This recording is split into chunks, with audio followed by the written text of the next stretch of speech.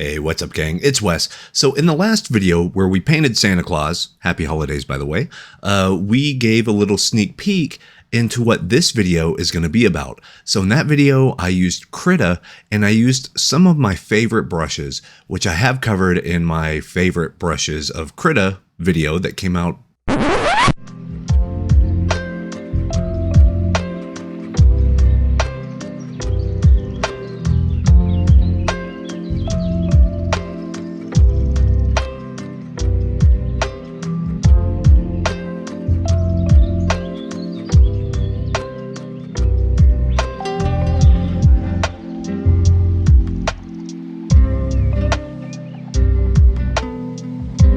few months ago, I want to say. A link to that will be in the description as well. But this video is going to be dedicated specifically to one brush pack and how I best use it and how I enjoy using it to get very traditional, very kind of tangible, visceral, visceral is a goofy word, but it is what it is, results that really drive home that traditional feel for your paintings. So in this, we're going to take a deep dive on the Memileo 3D Impasto really thick oil paint brush pack.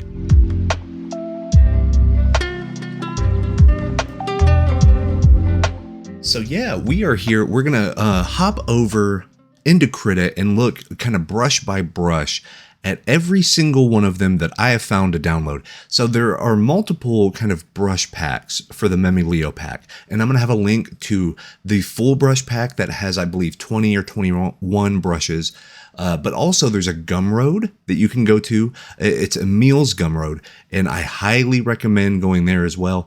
It is a 10 brush pack from what I see, but it has kind of the 10 heaviest hitters. It only costs $1. But if you go to the other links on the actual Krita artist forums, you can get them for free. They're from a Google Drive, or I think one other place you can download them. So there's multiple ways to get these brushes. If you want to get them for free, feel free to, but also as just a gesture of goodwill, I would say just go over to Emil's Gumroad and maybe pay for the 10 brush pack for $1, a little more if you want to, just as a thank you, because these brushes are incredible. So I'm going to jump into Krita and we're going to do kind of a live demonstration of all of the brushes that I have for the Memileo pack, kind of explain how I like to use them, show kind of how I like to use them.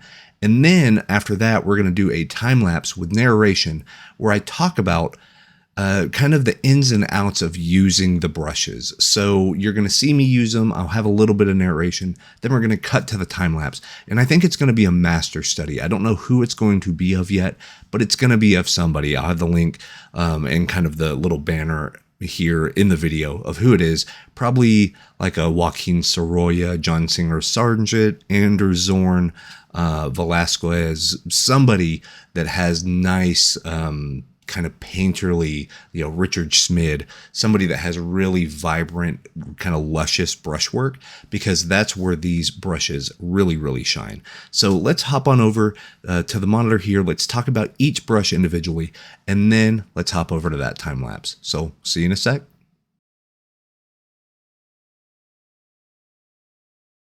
All right, here we go. So now we're in Krita.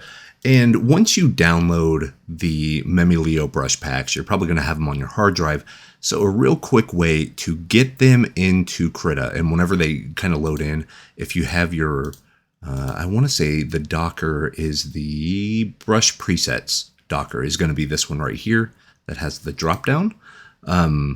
Whenever you download them onto your hard drive, what you're going to do is you are going to come up here to settings, manage resources, and then you can import resources right here. And whenever you click on that button, it's going to open up your hard drive. Just go to where the .bundle file is going to be. All of these come in a .bundle file, which is a native Krita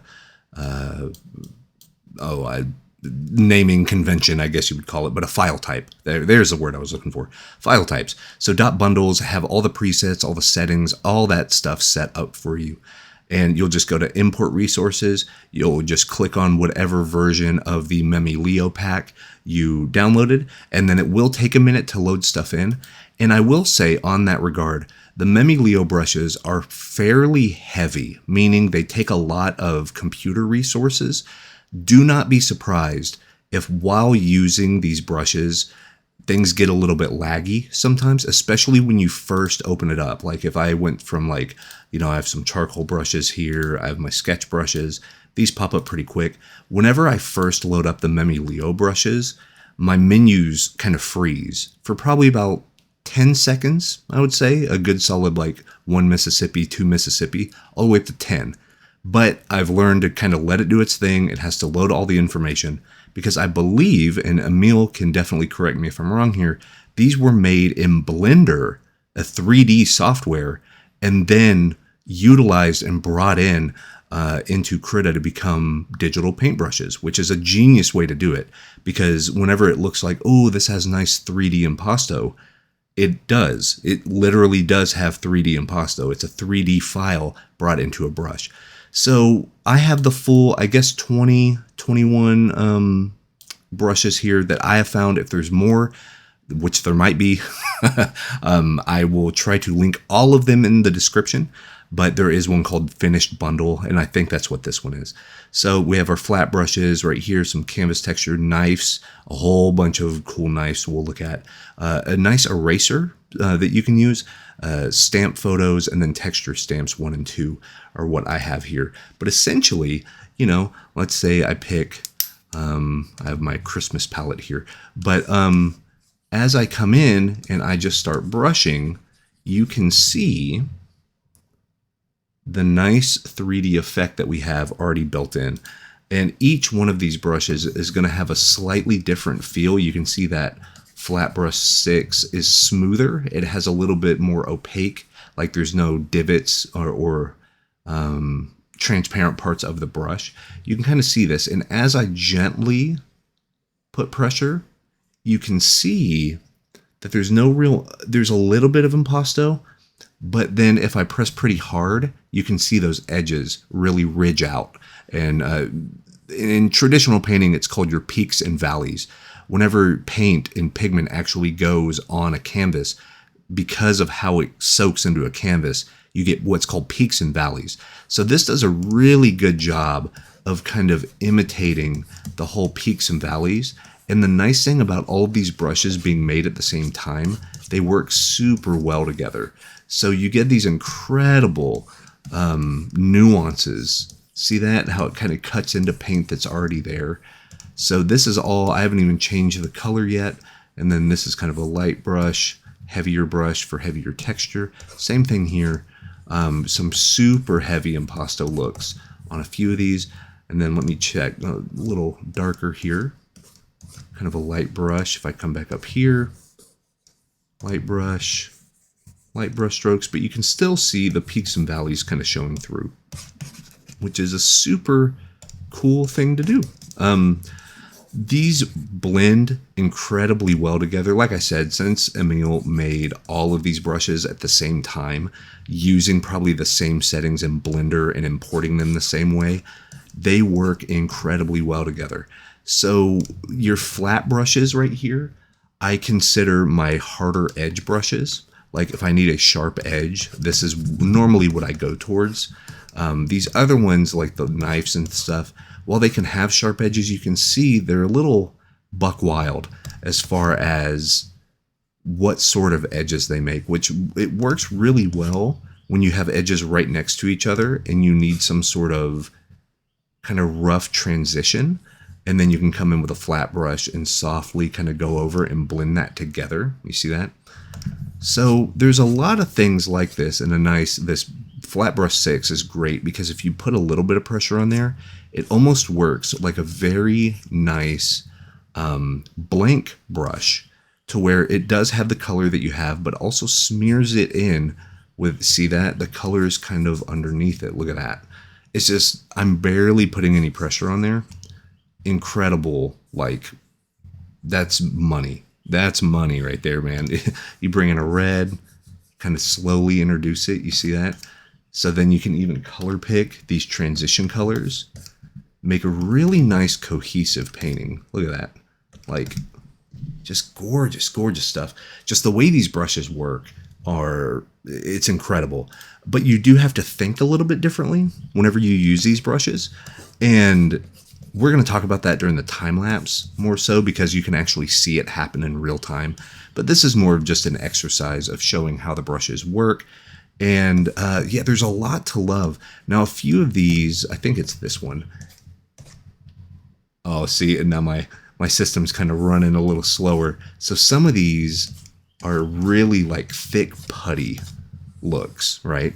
They have slight jitter on the color and the hue. There's one. Okay, this one.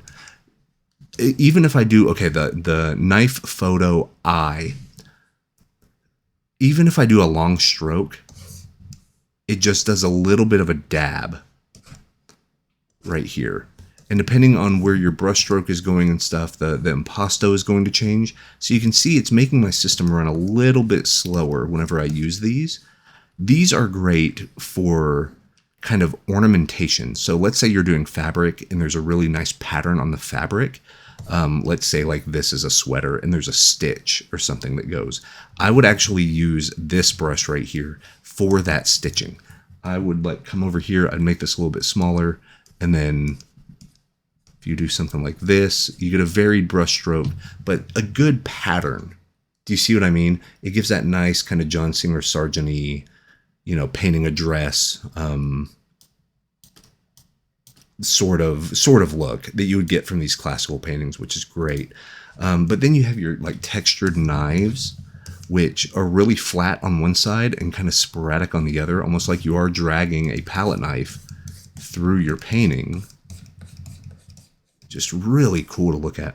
The lightness eraser is pretty interesting because I haven't used it a whole lot. But do you see what it did? Let me undo real quick. I have it on the eraser. Okay, I have it on the eraser mode, so I hit E. Do you see all of these right here? All these big peaks and valleys? Now they're gone. You still have the underlying hue and the value, but you're getting rid of that impasto. Do you see that? So if there's ever a part that you really like the look of, let's say like right here, I like the shape of this, but I don't want that impasto there. There you go. Now you kind of smooth out that look. Very, very cool to be able to give you that. However, I don't use that a whole lot. I probably should, just because if every part of a painting has the heavy impasto, your eye doesn't quite know where to look, you know? So you can use these type of brush textures, the thicker brushes and the peaks and valleys, in order to build visual interest. And then you can control where the eye sees that interest. See, like how this is fairly smooth now, but then you have that one nice divot right here. That's a pretty powerful thing you can use. So yeah, very, very cool. Let's say, yeah, and we want to get rid of like, let's say these peaks and valleys right here. Let's just do that. There you go. But we can keep the ones over here, keep some of this texture right there. It just layers on a little bit more information, a little bit more character. Very cool. So let's uncheck the eraser button. And now let's look at some of these stamps. So these are actual pattern stamps that just work really well. And see this? This is just one solid brush stroke. Do it again.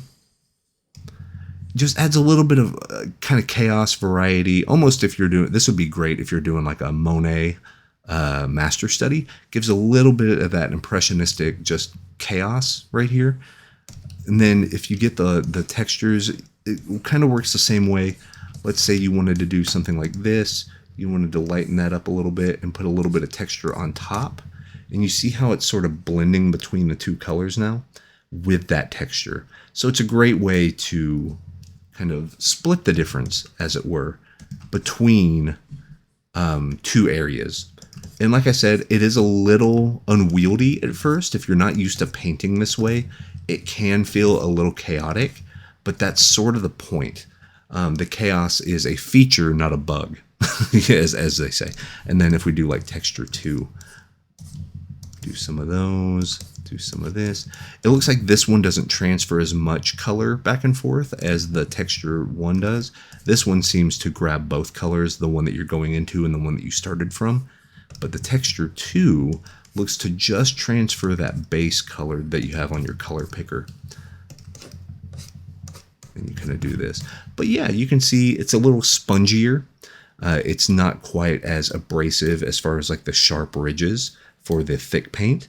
So this would be a good way, let's say if you had a bunch of trees in the distance, this would be a great way to get a whole lot of like forest set up, and then you kind of come here and then you can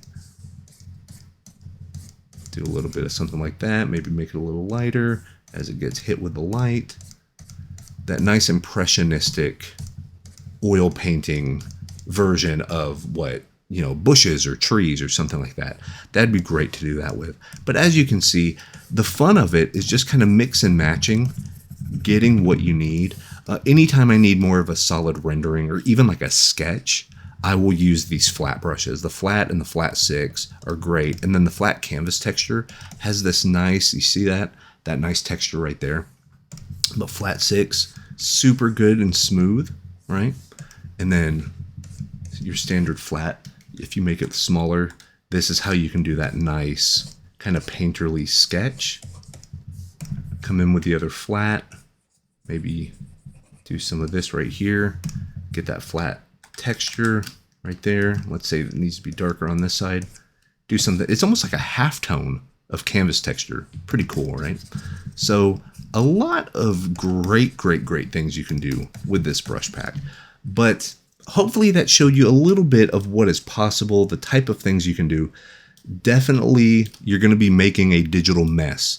But once you get a feel for how they work in your workflow, this can be extremely impressive and very, tangible. It adds this nice sense of traditional, just gravitas to your digital work. And in fact, there's a lot of times I will come in and let's say I'm working in another program like a Clip Studio or something. It has to be a little bit more illustrative for the client, but the client comes back to me and says, hey, we really like that kind of painterly look. Is there a way that we can make this a little bit more like that? I will just come in, make a new layer in Krita, and basically paint over with these brushes, right? I'll color pick, kind of paint over, and then lower the opacity. You know, maybe erase some of it if it's a little bit too extreme, but then send it back and be like, hey, is it something like this that you like? And every time I've done it, the client has come back and said they love it. So these have been lifesavers, man. These have been incredible brushes. Emil knocked it out of the park with these. These are good enough that I would say, even if you don't have Krita yet, download Krita, get this brush pack. Also, there's some RGBA brushes that work very similar. And I know we made a video a few years ago about the RGBA brushes, but the Memileo are the star of the show for this one. But man, there's not much more to say on it. Let me get over to that time lapse real quick. We're going to do the time lapse. We'll talk about some of the nuances of using the brushes. I know I used one use case already on how I use them, but we'll talk about texture, balancing texture in your paintings. How can you build visual interest, maybe in areas that don't have anything? These brushes can be a hidden weapon for stuff like that, especially when it comes to composition. So let's hop on over to our master study. Like I said, I don't know what it will be of yet, but I will notate it in the video here and in the description below, what we're going to be studying, and give credit where credit is due for sure. Just know it's going to be one of the old masters. We love doing master studies with these thick brushes. It makes it look super cool, super genuine. So yeah, let's hop on over to it. And of course, any questions you have about these brushes, feel free to reach out in the comments. But let's talk a little bit more about using these on the day-to-day of a professional artist.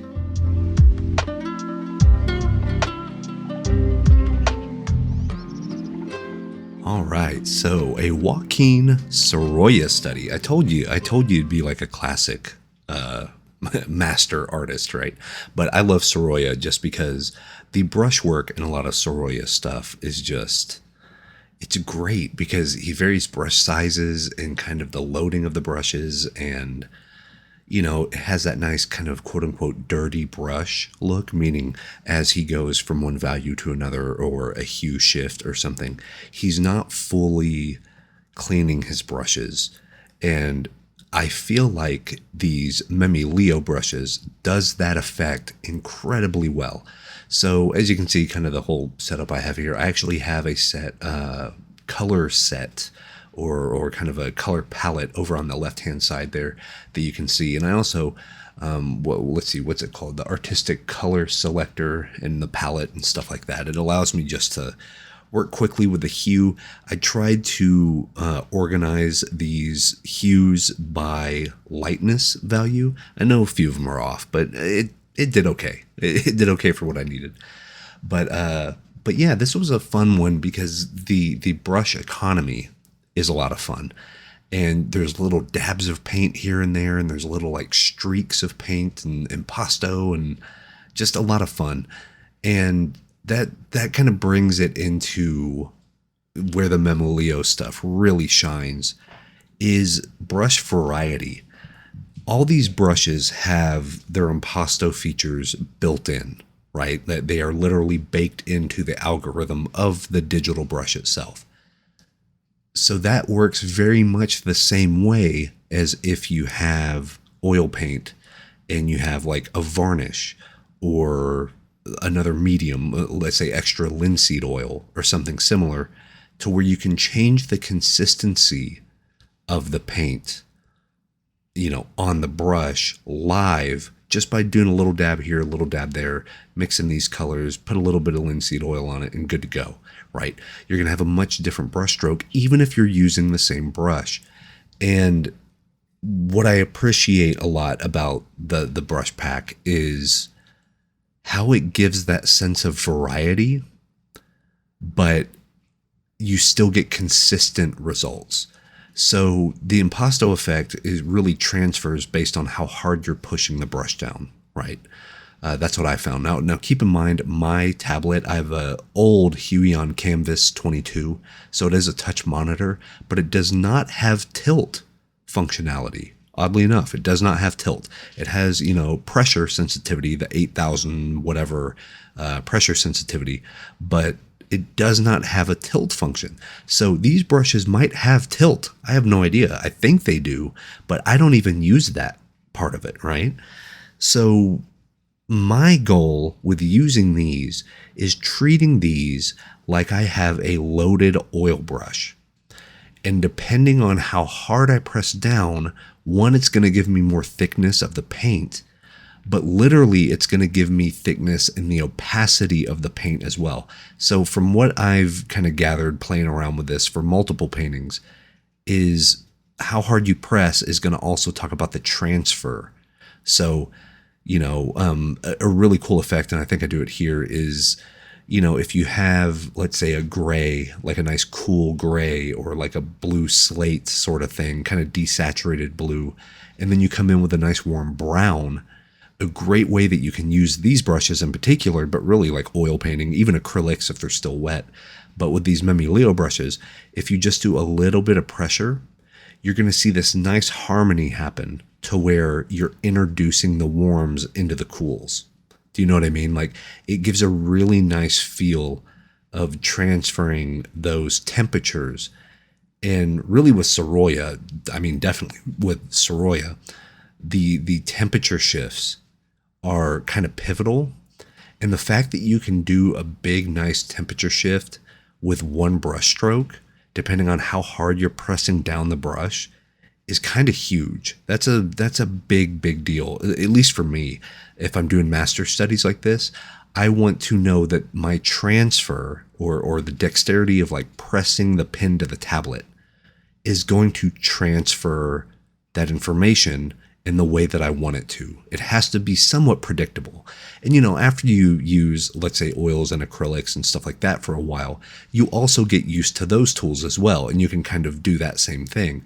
But I was really impressed with how well more specific needs, like the transfer, like, oh, if I do a quick glance at the end of this stroke, it's going to do the tail whip of like impasto, the peaks and valleys, as it were. You're able to think about that more than like, well, let me go to my color wheel and up the hue and change the saturation and change the flow and opacity of the brush, and let me look at what the stamp is and let me rotate it. Like, I'm not thinking about that. Whenever you start thinking, at least in my experience, whenever you start thinking more about like settings of the brush, you're no longer really painting. I think you're just, I don't know. I mean, it's part of it. And, you know, customizing brushes and stuff is something that I do and I like to do it. But it's a different method of your brain. It's a different problem solving thing. So what's great about the Memileo brushes is they work super well and intuitively out of the box. You don't have to tweak settings. You don't have to go in. You can, but you don't have to. It just takes a little bit of a learning curve on how they control and how they feel, especially with like the palette knives, because you would think, oh, every palette knife is kind of the same. That is absolutely not true. Even in the traditional stuff, it's not true at all, based on the handle and the weight distribution and like all that stuff. But here, Emil did a great job of mimicking that and making each knife brush feel different, so they can solve different problems. Do you know what I mean? Like, it's a really exciting thing to just be able to wildly pick one of the knives and see what happens, and then go to a knife that I know a little more of. So like the Knife Photo B or something like that, and then slightly like adjust it to where I need it. So you get that nice balance of variety, but consistency. And it makes for more organic looking paintings. It really does. A lot of people will just kind of look at the impasto effect, like, oh, it looks like thick paint. Isn't that cool? And while that is cool, I think you can make very, you know, traditional looking artwork, even if you know, did the whole painting and then removed all of the impasto with that eraser tool. Because of the way the colors blend and there's a transfer of kind of visual energy of going from temperature to temperature, or your values, the gradient of the brush stroke is stronger or something, depending on how, you know, how well you hold down or push down. So it kind of opens up a lot of opportunities to do different types of master studies. So you can actually get away with doing like a Rembrandt or a Caravaggio or like a Soroya or John Singer Sargent, because they all had different methods of painting. You can try to mimic the technique. I'm not going to say it's going to be exactly the same, and really nothing feels like oil with liquid. You know what I mean? Like, only that feels like that. But this is definitely something that you can learn with the Memileo pack. You can learn how the Memileo pack feels, and then kind of like compartmentalize it in your brain about how it can solve problems. Does that make sense? Like, oh, this would be good for trees. Oh, this would be good for, you know, smudged out a sunset, like a gradient sunset. This would be good for. So as you're using these, try to keep stock of like, oh, well, this brush is really cool. I could use this as my sketch brush or my rendering brush. But then if I need something a little bit crazy or more intense or extreme on the impasto side of things, maybe you have a few brushes you jump to for that one. It's a cool way to solve problems, because if you have your whole toolbox in front of you and you know that it's going to be mixing colors the way you like, you know that it feels good and nice and heavy, it functions the way you want it to, you're going to have a way better experience. Because these brushes do have a learning curve. They definitely do. Because you may not be used to the live feedback of the peaks and valleys of thick paint. That might not be something you've ever really kind of learned or kind of taken into the driver's seat and sort of like played around with, you know what I mean? But once you start utilizing it and once you start feeling how it feels to do the brush marks, I think it's going to open up a whole bunch of avenues for you. And it's really cool. You can even, let's say you're working on something in like Clip Studio Paint or Photoshop. And at the very end, you import that image into Krita, open up the Memileo Brush Pack, and give it just a little bit of sauce. You know what I mean? Just a little, that final touch, sprinkle the peppermint, whatever you want to, whatever food thing you got going on. Like, it's that last bit of garnish that you put on there to really put it over the top. And I've done that more and more and more lately. The fact that Krita is readily available, the brush is already done and set up, like, it's super fast. I can do my quote unquote finishing touches on a painting that I brought from another piece of software in like 4 or 5 minutes.